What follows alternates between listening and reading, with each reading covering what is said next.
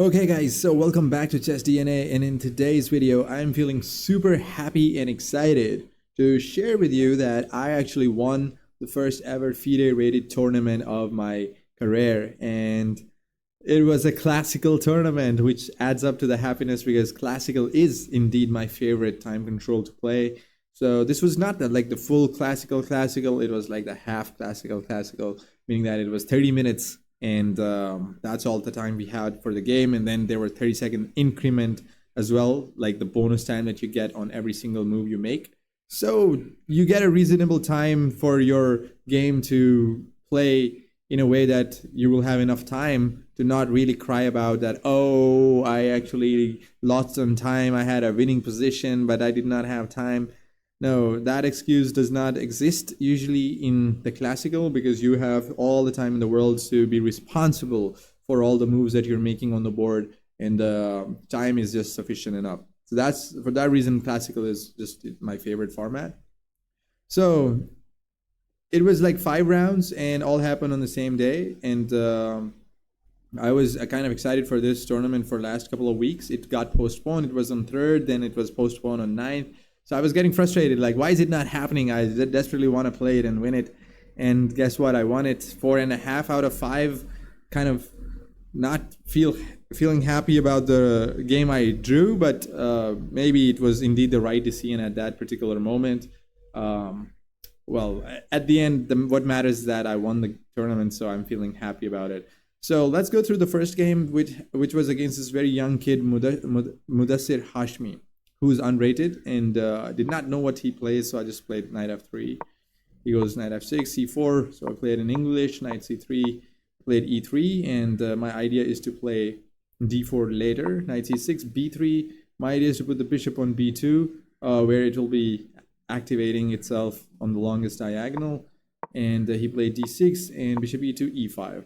Well, I thought that these moves, d6, e5, are a little bit too slow, and black's idea is to immediately open up this light square bishop so that it does not get locked up on e6, but he might actually get time to do that later as well, maybe develop the bishop on b7 if at the worst case scenario, but at least get your king castled, and this is what he did not do. So I played queen b1. Putting the queen on b1 actually is kind of fighting for the entire light square diagonal. We usually want to do that by putting the queen on c2, but here knight b4 is something that kind of bothers me. So queen b1 I thought is a typical move in this position, and it indeed is. And after h6, I castled, and he played bishop e6. So h6 is played to stop knight g5, so he could play bishop e6. But now I can recognize this pattern because his king is still in the center, and all my pieces are active, developed. My king is castled. It's time to break open the position with d4. And takes on d4. If he doesn't take, then I have d5 forking his pieces. So he has to take, and after takes, here I thought that if he would take back with the c pawn, I would play knight b5, and then I would just hunt this pawn with all my attackers on the pawn, and the d6 pawn would be a weak pawn that I can just play against. It's a very standard idea in this position, but here my opponent actually decided to play d5 to confuse the matter. But now I just take on d5, and after bishop takes, knight takes, I just captured this pawn on c5. The bishop cannot recapture because the pawn on g7 is hanging. He did not castle, and huge trouble already for black. Bishop f6, I played queen to e4 check. Maybe not the best way to kind of punish my opponent here, but it worked well enough to kind of get the position that I wanted.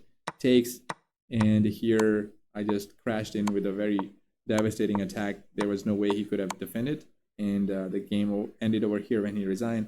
So very decent first game. Did not require much tactical calculation. Decided to play positional and save the stamina for the later games, and got what I really wanted out of this one. So yeah, this one was a very comfortable victory. Going into the game 2 against Shahryar Tariq with black pieces, who is also an unrated opponent, so I was not so much worried about this. He played d4, and I kind of knew that he plays d4. The last time I played in an unrated tournament, I played a Grunfeld against him, so I played knight f6, and then I thought after c4, maybe I can choose whether I want to play in Nimzo or just the same Grunfeld or King Xenial lines. I was still not so sure. I thought that I would decide on the spot. But f3 is what he throws, and I'm like, what? What is f3? It stopped me in my tracks for 5 to 6 seconds, and then I played d5 because I thought, okay, if he wants to play bad chess, then why not? So d5, and just play principled, try to just make him justify the fact that why he played f3. So he plays knight c3, and kind of now it appears to me that he desperately wants to go for an e4 break and wants to open up the f file and get some pawn domination on the center. I don't know. I played c6, although the best move here is c5.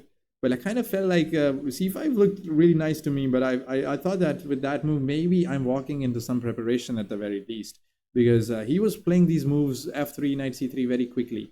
So I was kind of like, okay, maybe he's just having some of his preparation. So what if I just not fall into his preparation and just put up my very rock solid reverse London setup? What is he going to do about it? So he played bishop g5, bishop f5, I want to play e6, and then that's how the reverse London structure is. But he decided to take my knight on f6, and I decided to take back with the e pawn. For a moment, I gave the thought to capture with the g pawn, but did not really like that structure. I kind of had a better feeling with this structure, where I could just basically... okay, here he decided to play e4, takes, bishop g6, and I wanted my bishop on d6, or bishop on e7, maybe bishop on e4, and maybe I can castle, maybe I can put king on f8 and go h5, h4, which is one of the typical ideas in a line in the Caro-Kann that resembles this. So knight f3, bishop e4, I pin the knight, and now this pawn on e4 is hanging. So this is like putting the bishop on the most active square. Bishop d3 defending the pawn, but now I just castled, and he decided to provoke my bishop to capture the knight, which I decided to capture anyways after castling. Because after bishop takes, and I can just take on e4. And after, okay, computer thinks a better way to play is rook e8 first, putting more pressure on e4. But I thought just taking on e4 should also do the job, because bishop takes rook e8 and knight e2, f5. And the queen f3 takes queen e3, and black is much better. This knight is going from d7 to f6 to d5 to challenge this queen, and black cannot really stop that idea in time. That, and decided to play queen c7 to defend my pawn first. And knight c4, e3, kicking the queen back, and f6. This is like one of the most beautiful moves of the game. I really wanted to find some defense that actually solves all my problems, because I was worried about this f7 pawn that was getting hit, and also knight e5 was gonna come. So f6 actually just kills all the ideas for white, and after that I was just having very comfortable game. Just doubled up the rooks on the e file, put my knight on f4. He wanted to trade, so I traded, and then I played queen d6 to simplify the position. Ganged up against his pawn on d4, gave up my pawn on e2, but then got the pawn on d4. And after the trade, I got a very nice position here with my rook on d4, very nicely sitting. And here I was really surprised. He had like 15 minutes on the clock, and I was just down like 2 minutes or something. But I was confident that I could convert because I was a pawn up. He decided to trade the rooks in a position where I was completely, I mean, already winning, but after trade, it just made my job super simple.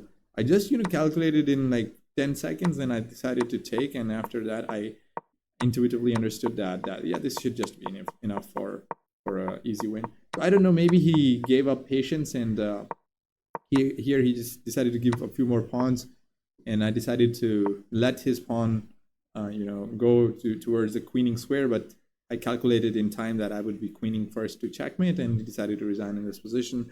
But yeah, again, a very decent comfortable game that did not really drain a lot of my energy. Not much calculation was needed, just simple principle chess, and opponent himself decided to gift the game. So far so good. And in the third game is against the top seed, I guess, and this guy actually is a very strong player. He's like 1780 rated, and I actually won a game against him in the last rapid tournament as well, and now I am facing him in classical. So this was the game I was kind of waiting for, because I knew that if in this tournament one tough game that would be there would be against Arkam Harun. So I was excited for this one, and I had white pieces, so I was actually feeling very comfortable, because with white pieces I can already choose what kind of opening I want to play or steer the game into the direction that I want. So I played knight f3 and decided to play a system depending on his first move. So he played knight c6, and I was like, okay, that means it is not going to be a very tough one, because I can just go d4 and transpose it into a structure that is not so well for my opponent, because I understood that he wants to play d5 after d4. But I really believe that after d4 you should already go with some other system like g6, d6, stuff like that. If you're going with d5, white just gets a very nice version of the queen's gambit declined, and after bishop g5, e3, just standard moves. And here he played a6. I don't know why. This is not clear to me why a6 is important here. Maybe to stop knight b5, but I was never threatening that. Okay, in some variations when the bishop is on f4, maybe, but a6 kind of loses tempo here for black. So I played rook c1 to put the rook on the c file, and he decided to take my pawn. Usually you don't do that. Usually you just castle and wait for this bishop to develop to d3, and then you take and make white lose a tempo because it moved the bishop twice. But in this position, he decided to take the pawn and welcome my bishop to capture the pawn in one move. So I was kind of feeling already comfortable that he wasted a lot of time with a6, and then captures on c4 did not make my bishop lose a tempo. So I must be already much ahead in development, and this is a very good progress. And then he plays h6, another pawn move. I just moved the bishop back to h6. So this actually is weakening the position for black as well. After castles, b5 he played, and I played bishop d3. Not much sense in putting the bishop on b3 here, because it is watching on e6 and can also be challenged with knight on a5. So bishop d3 is a much better square. And he immediately chased the bishop with knight b4, and I did not really like that move, because it helps me just move the bishop back to b1 and guard the pawn as well. I wanted to play queen d3 and set up this battery anyways. So bishop b7, a3, kicking the knight back to d5, and now queen d3 is now setting up this deadly battery on the light squares here. So he played g6, but now knight e5, and I thought if he's not so careful here, let's say he just makes any normal move, okay, any normal move such as rook c8, let's say. I decided to I could just sacrifice the knight here with a very deadly attack, right? So maybe this was I mean, this could have been really fun to see that happen on the board. But of course he saw through that, and he decided to take the knight here, rook takes, and played bishop e4. And I did not see that move, and I was feeling very annoyed that, oh, that just kind of fizzled out my entire attack here. So queen e2, he takes here, and now knight c6 is what I played. So yeah, so bishop e4 was a very good move. I did not see that. And after queen e2, bishop takes on b1 and knight c6. So here, before actually taking the bishop, I thought that maybe I have an intermediate move, and I saw immediately that I do have one, which is to play the knight on c6, and it's actually making my job much easier, because after queen d7, I decided to take the bishop on e7, queen takes, and this knight is now pinned. And then I decided to take the rook on b1, and he played g5, and I played bishop g3, knight e4, rook c7, knight takes g3, h takes g3, rook d8, and rook c1. And that runt on the back rank still for black, the pawn on c7, is not able to move forward, has not been able to move forward for the entire game. And my opponent actually decided to play the first move, knight c6, blocking that pawn. So it will never be able to move forward. And the entire concept of this opening is to kind of put more and more pressure on that c7 pawn and not make it possible for it to move forward. Because this knight actually does a very good job for us to stand in front of it, and then we take a full advantage of it. So very standard, typical positional play in this one as well. And in the end, we got, so yeah, knight e4 takes 6, and we started to put more pressure on that c7 pawn. And black's all pieces started to get tied up and to the defense of that pawn. And after queen takes, rook takes, I decided to, take the pawn finally. And after that, it was just a matter of technique, improved the position of my king f3. Here, just simplification. Yeah, I was playing very carefully, not to blunder anything, but here I decided to just clean up here, right? How do you stop the b pawn? And after a few moves, he decided to resign. So you cannot stop the pawn, and this is just completely winning. So this was one I thought the toughest game, and I just relaxed after it that now I should be winning the tournament pretty easily. And so yeah, the third game was the toughest one. But after that, there was this lunch break, and I did not take lunch. I decided to not take lunch because usually after lunch, I started to play very badly. I don't know, I'm digesting my food and then kind of not feeling that, that firepower inside me to go for the kill. So I decided to not take lunch and just play the next game without it. So where's the next game?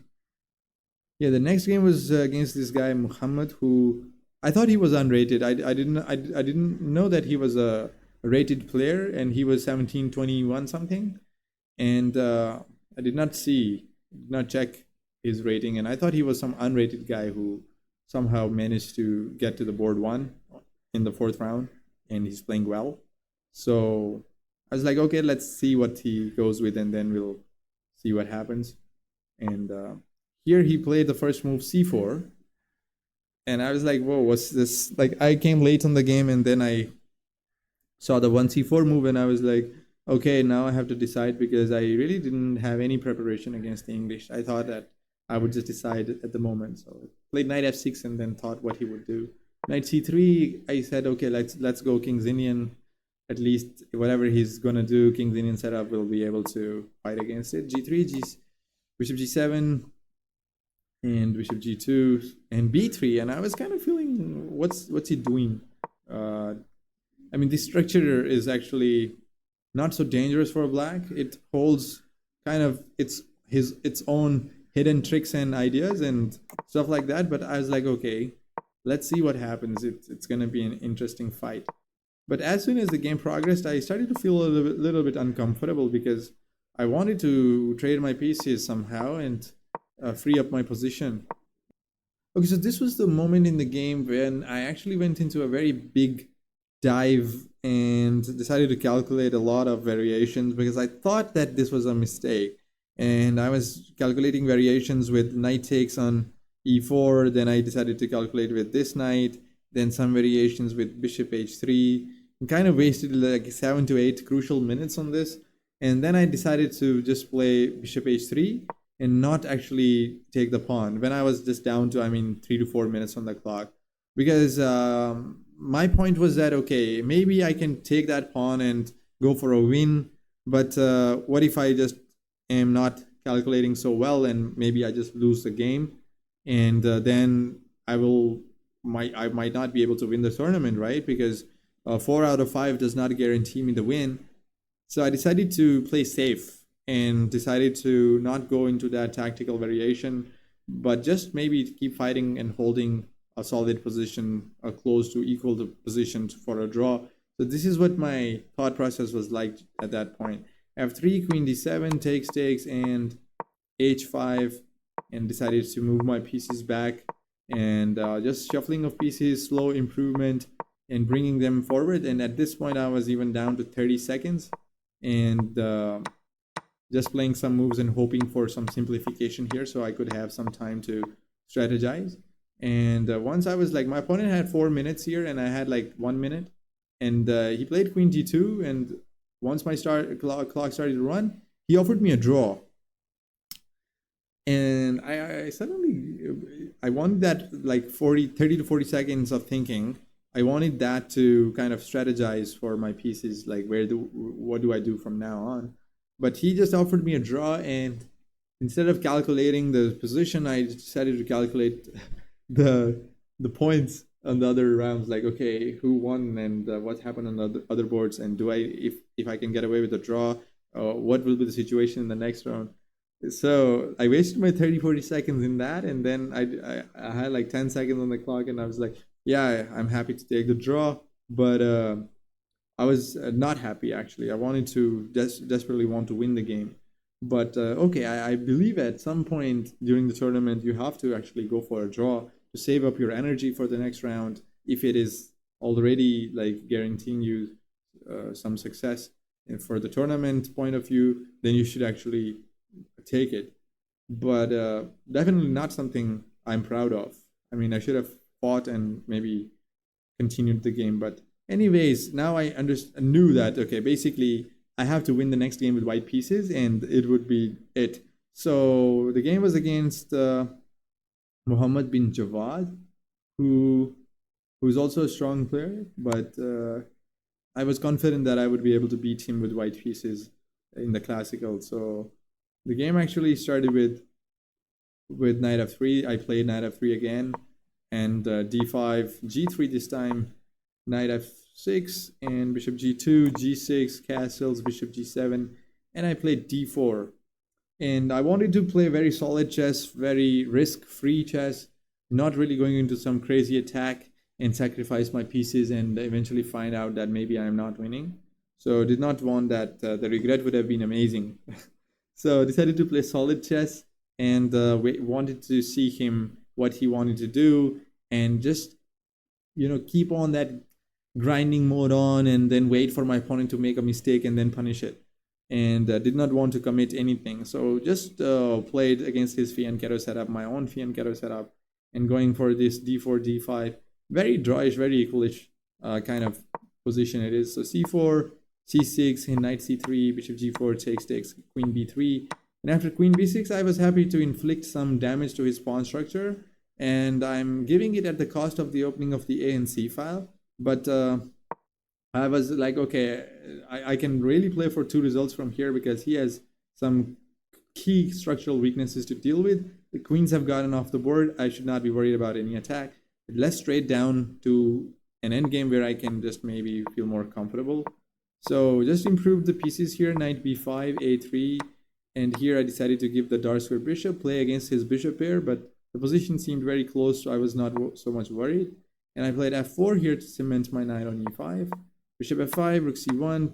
Decided to take the knights, and here my position actually suddenly has more potential.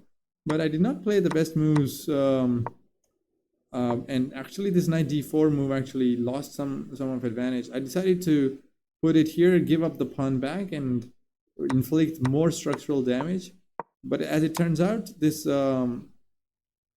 this opposite color bishops have a notorious reputation of being drawish. So I mean, this is very hard to convert, but I kind of had faith in my rooks. So as long as I had rooks on the board, I thought that maybe there are some chances to win.